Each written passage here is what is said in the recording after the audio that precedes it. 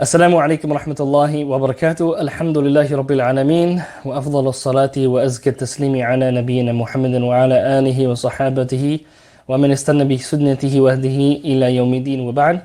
I hope that everyone is doing well. We ask Allah subhanahu wa ta'ala to accept all of our deeds and to allow us to complete this Ramadan.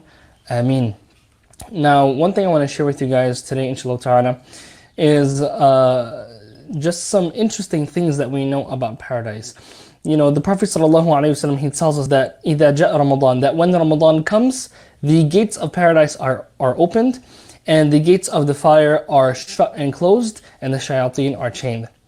We know that this is a month of earning paradise. This is a month of earning the pleasure of Allah subhanahu wa ta'ala. Now, in this month, earning paradise, we should be thinking about Jannah. Right, of course, when it comes to studying theology, when it comes to studying Aqidah, many times we focus on so many of the academic points, and they're very important. But when it comes to believing in Jannah and believing in the fire and knowing the details and contemplating paradise and contemplating the fire and contemplating the Akhirah, this is also from our creed and our belief as Muslims.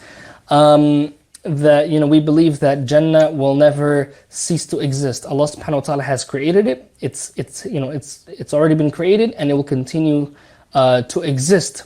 And Allah subhanahu wa ta'ala says about the people of Jannah that when they enter into Jannah, وَمَا هُم مِّنْهَا بِمُخْرَجِينَ. In Surah Al-Hijr, Allah Azza wa Jalla says they will not be removed from paradise. So this is a place that the people of Jannah will be in there خَالِدِينَ فِيهَا. Forever they will abide in paradise.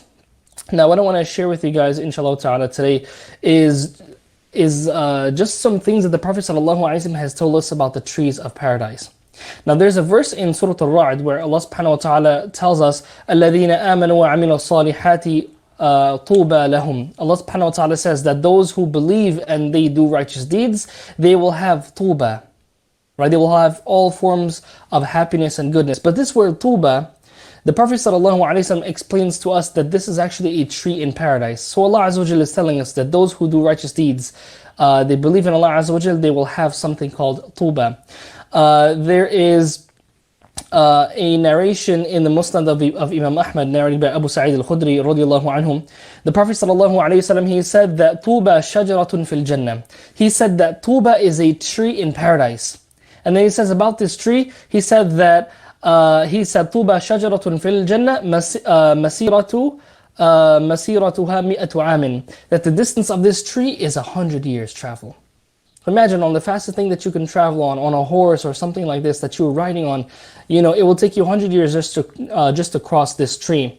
And the Prophet ﷺ then says, وَثِيَابُ أَهْلِ الْجَنَّةِ تَخْرُجُ مِنْ أَكْمَامِهَا. And the Prophet ﷺ said that the clothing of the people of paradise comes out of its flowers. The clothes of the people of paradise blooms out of this tree. So think about how cool and amazing that is. So the trees of paradise, there's even a hadith in the Sunan of Imam al-Tirmidhi, it's authentic hadith, the hadith of Abu Hurairah. The Prophet ﷺ tells us that مَا فِي الْجَنَّةِ شَجَرَةٌ إِلَّا وَسَاقُهَا مِنْ ذَهَبٍ. The Prophet ﷺ says that any tree that there is in paradise, its trunk is made of gold. Right? The trunks of all of these trees are made of gold. And there is also a hadith in Bukhari Muslim. The Prophet ﷺ tells us, إِنَّ فِي الْجَنَّةِ لَشَجْرَةً يَسِيرُ الرَّاكِبُ الْجَوَادُ الْمُضَمَّرُ السَّرِيعَ 100 عام. The Prophet ﷺ, he said that in Jannah there is a tree, in paradise there's a tree that is so big, right? It's so large that a fast, trained, quick, skilled rider may ride for 100 years without being able to cross it. Okay, مَا يَخْطَعُهَا. He will not be able to cross it despite riding for 100 years. So imagine how huge Jannah is. In Surah Al-Imran, Allah subhanahu wa ta'ala, he says, وَسَارِعُوا إِلَى مَغْفِرَةٍ مِّن رَبِّكُمْ. And hasten and rush towards a forgiveness from your Lord. وَجَنَّةٍ عَرُضُهَا السَّمَاوَاتِ.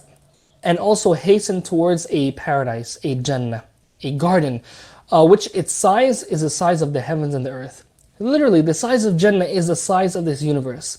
So you being in Jannah, you being in there forever, there's going to be more than enough for you to do for eternity. Right, now compare that to this life, subhanAllah. And there's many other hadiths. For example, there's a hadith in Bukhari. The Prophet ﷺ says, "Inna fil jannati la shajaratan yasiru al-rakibu fi dhilliha mi'ata sana." The Prophet ﷺ says in another hadith, and these hadiths are very similar. He said that in Jannah there is a tree and a person, a rider who is riding on a horse, for example, or on a riding animal, may ride for 100 years and still be in the shade of this tree. And then the Prophet ﷺ said, "Iqra'u in shi'tum." He said that read if you wish. And the Prophet ﷺ quotes a verse of the Quran, وَظِلِّ مَمْدُودٍ. In Surah Al-Waqi'ah, Allah Azza wa Jalla mentions that the people of Jannah, they will have a ظِلٍ مَمْدُود. They will have an extended, big, spread out shade. And that's what the Prophet ﷺ, he's explaining this verse by saying that these are the shades of the trees. And there's many other hadiths that talk about the trees of paradise and the beauty of them. Now, I do want to show you guys, I want to show you guys some of the trees. Now, someone may say that, trees that have trunks of gold, that doesn't make any sense, right? This, the hadith can't be correct. How can the Prophet ﷺ talk about big trees? Like, what's so special about trees? Now, brothers and sisters, even in this life, we love trees that look beautiful. Now, perhaps maybe the trees that we have in our neighborhoods, perhaps you may not like the way that they look, they may not be as pretty, but there are trees around the world that, subhanAllah, are just so beautiful. And they have so many different colors, so many different forms, and you'll be surprised the amount of different types of trees that we have. So when you think about the trees of paradise and the fact that they will have trunks of gold, I want you guys to look at these pictures and just reflect on that. And if these are the trees of this world, imagine what the trees of paradise will be like.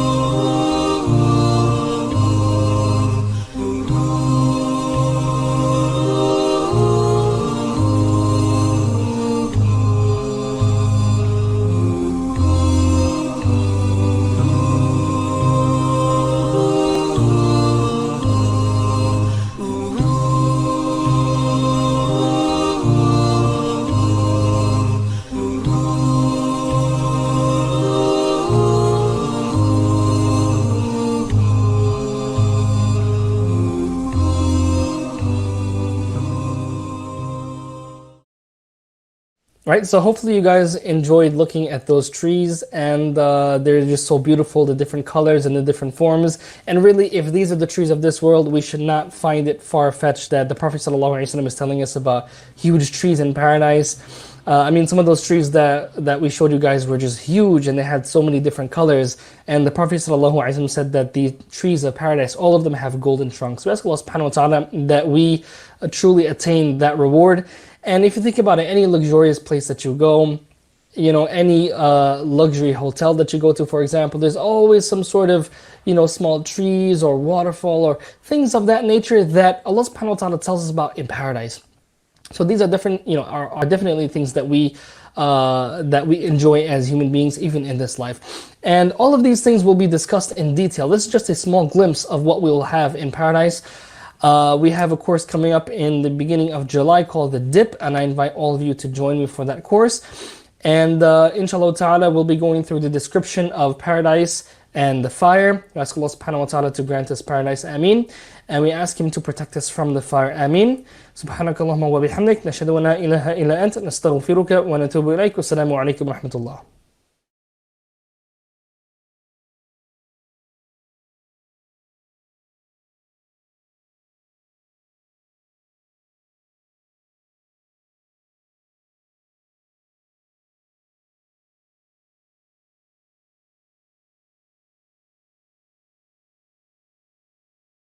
Jalla wa ala tells us to establish the salah and also to give the zakat. So tonight, inshallah ta'ala, we want to spend a few moments just talking a little bit about zakat, especially when the last few nights we've been receiving questions about zakat. And now we're talking about zakat al-mal, the zakat that is an obligation upon us to bring out from our wealth. This obligation has certain conditions to it.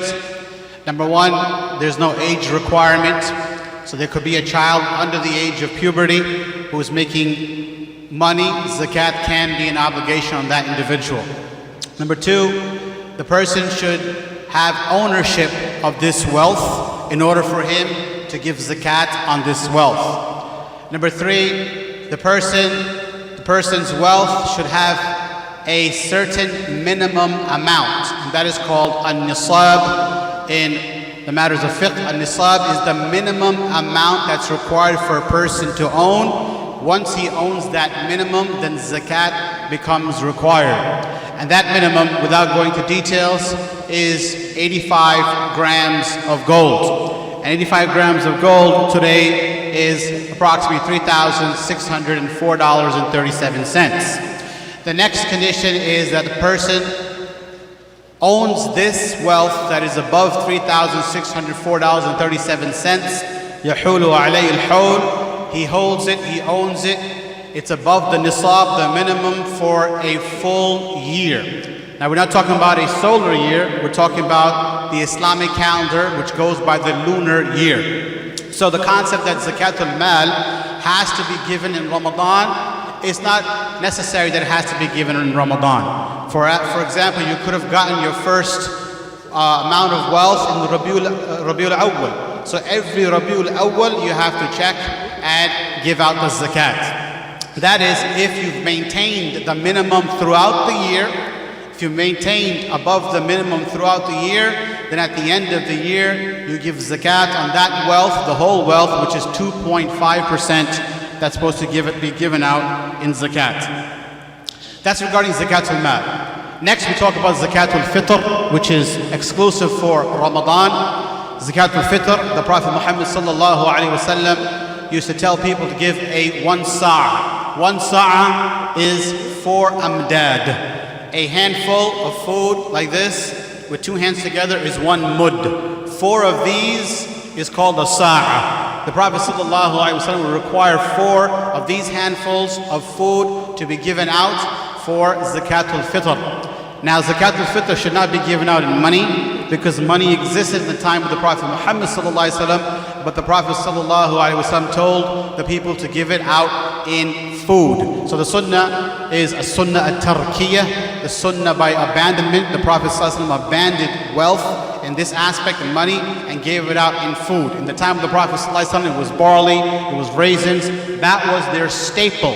So any staple food of a community is what could be given out. So in our community, for example, in our times, rice is a staple food, or meat is a staple food. So a sa'a of that is to be given out for zakat al-fitr. Now the purpose of zakat al-fitr is bifold. Number one, it is for our shortcomings in the month of Ramadan, that this zakat al-fitr expiates our shortcomings. Number two, for those that may not be, those who may be needy or poor, that they also can enjoy the day of Eid with us with food and celebrate. Now, some people, we actually had a request, somebody wanted to give out zakat al-fitr last week. Zakat al-fitr, the sunnah is, it should be given out before the Eid Salah. And some of the companions of the Prophet Muhammad ﷺ would give out zakat al-fitr 1 or 2 days before Eid. It should not be given out before that, because the purpose of zakat al-fitr is that it expiates your shortcomings in Ramadan. So if you give out your zakat al-fitr today, it's going to expiate what you did in the past, but what about from now till the end of Ramadan? Therefore, zakat al-fitr should be given out on the morning before the Eid Salah, or it can be given out 1 or 2 days before the Eid, the day of Eid. Now every year we have people that come to their Eid Salah and they want to give zakat al-fitr before the Eid Salah, or some want to give Zakat al-Fitr after the Eid Salah. So if you're going to give Zakat al-Fitr after Eid Salah, it doesn't count as Zakat al-Fitr anymore,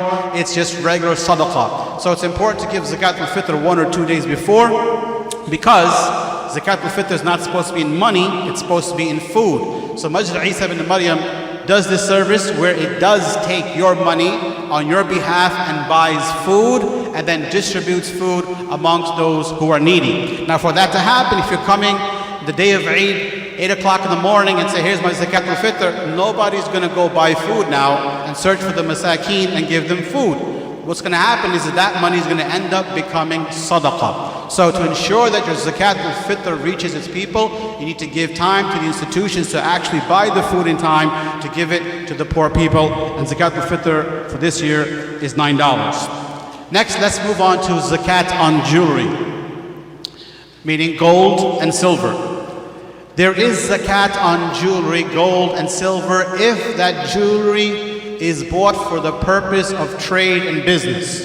If somebody's buying gold or jewelry to sell jewelry as a trade, then there's zakat on that. However, if someone's buying gold, amongst the females, because gold is haram for the men, gold or silver as jewelry to wear for themselves to use, then there is no zakat on that type of jewelry.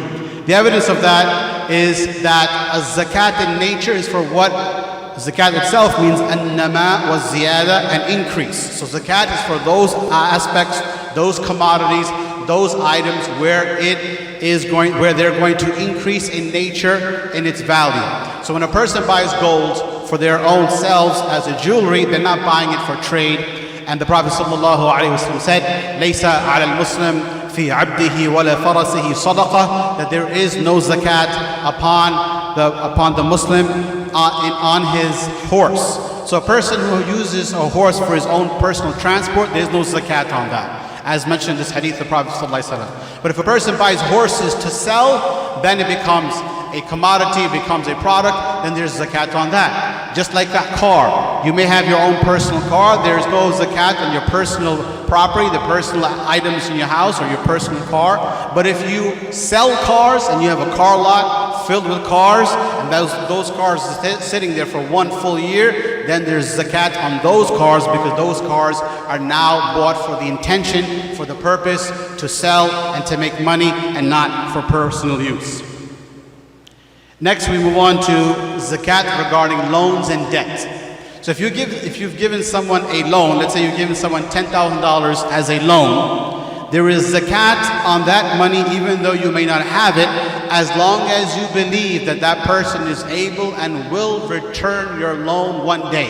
So let's say you've given $10,000 a loan to someone for 4 years, and you believe that in 4 years the person's able and will return the $10,000 in 4 years, then every year you pay zakat you take that $10,000 and calculate that amongst your wealth to pay zakat for. If you lent someone $10,000, let's say the person went bankrupt and you have no hope the person will be giving you any of that money back, then in that situation you don't have to pay zakat on that loan. Now the flip side is if you're in debt and now you owe someone money, before you pay your zakat, you make sure you fulfill your debt. So you take your money, pay the debts off, then whatever is left, if it's above the nisab and it's been sitting there for 1 full year, then you pay zakat on that. And we notice here that Allah subhanahu wa ta'ala has required zakat not on our earnings. Uncle Sam, they require taxes on our earnings. Zakat is a tax on the savings that's been sitting there, not just saving for 1 month, but a savings that has been sitting there for 1 year. So what this does is that it encourages the use of money in the society. The earnings are not taxed, so that you have greater purchasing power. Now you can take that money, invest, and use it for other things. And then if the money is sitting there for 1 full year, then it will be taxed 2.5%. That there encourages the person, let me not keep my money sitting down in the bank, but let me use it for investment, use it for sadaqah, use it for other means where I can derive benefit. So the zakat system not only wipes out poverty, but it also improves the economic health of a society. Next, we move on to the IRA accounts and the 401ks that we have. What do you do with that money sitting there? First and foremost, a lot of these accounts are engaged in haram. They're impermissible. So if you have an IRA account that's sitting there and it's accumulating interest, that's haram money. Or if you have a 401k account where the investment is being made in companies, you need to look into the companies that they are investing your money.